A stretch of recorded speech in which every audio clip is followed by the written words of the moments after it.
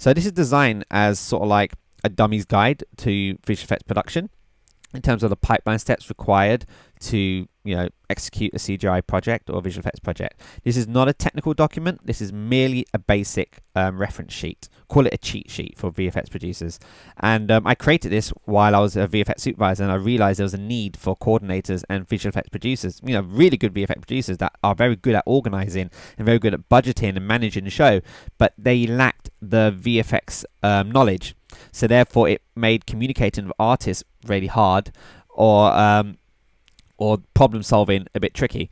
So one of the reasons I decided to do this course as well is because I really feel that VFX producers need to be VFX savvy, especially today where nearly every show has some level of visual effects, and you have to be very smart in how you do these visual effects, but also how you budget those visual effects and how you produce those visual effects. So this PDF is available, obviously, as part of your class, and it's very simple. So if you go through it here, I've kind of broken it down in pipeline steps. And the way I've designed this document as a cheat sheet is merely not just to explain what the pipeline steps are, but it's mainly so that VFX producers that are bidding for shows, that are doing script breakdowns, are able to know what sort of people are involved, so what sort of people they should hire, and whereabouts in the pipeline they should assign those tasks or hire those artists. So for example, you have previs. The sort of people that you hire for previs are 3D generalists. So these are people that can model proxy objects and environments. You'd also hire animators, and they have to understand cinematography very well. So you hire animators that have good camera animation skills and understand framing and composition. And obviously you have good character animators as well. And lastly, you have an editor that will cut the sequence together and that will work at a VFX supervisor and a director. So this is all you need to know from a VFX producer's point of view in terms of previs, who you hire and what the tasks are. And it's the same thing with the 3D assets.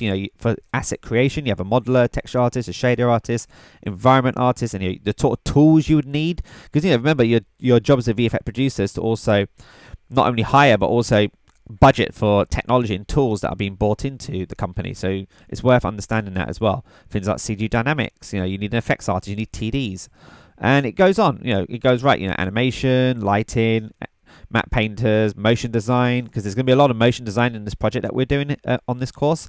So you're using After Effects Cinema 4D. So from a producer's point of view, you're able to you're able to understand that you need good After Effects artists or Cinema 4D artists to do really good heads-up display of motion design.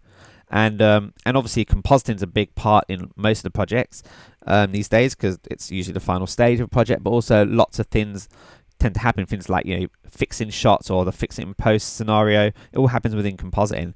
So, and I've got some examples at the bottom here. So use this, and for those that are not that has not done visual effects before, or have come in fresh from a project manager's point of view but want to understand visual effects, reference this pipeline doc and always have it open with you, because as we go through the course, we're going to be bidding, we're going to be creating sequences, we're going to be assigning shots, and part of your homework is to complete the database, keep filling the database, and for you to do that, you need to have an understanding of the pipeline.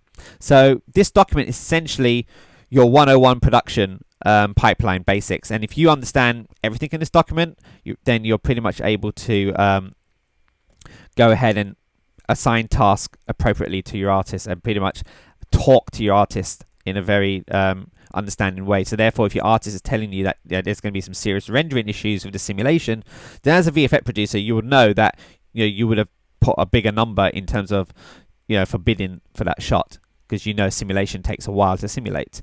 But if you didn't have an understanding, you'll be like, oh no, it should take 2 days, and the artist is saying, well no, we need more than 2 days to simulate this.